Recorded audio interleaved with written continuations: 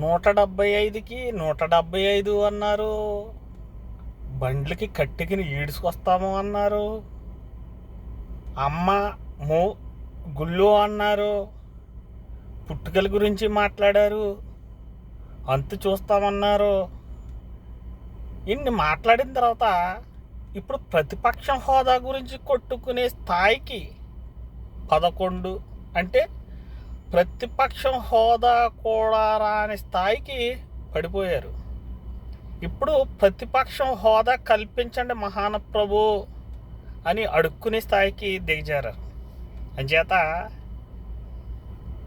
ఇప్పటికైనా వెనకబడిన వర్గాలు కొంచెమే జ్ఞానోదయం అయింది. కొద్దిగానే ఆలోచిస్తున్నారు ఇప్పుడిప్పుడే రాజకీయాల గురించి. రాబోయే రోజుల్లో సామాన్యులు ఓటు విలువ తెలుసుకుని అధికార విలువ తెలుసుకున్న రోజు మీ అహంకార ధోరణులకి, మీరు చేసే అహంకారపూరిత చర్యలకి, మీరు మాట్లాడే అహంకారపూరిత మాటలకి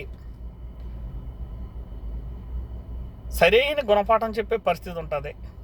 ఈరోజు ఈ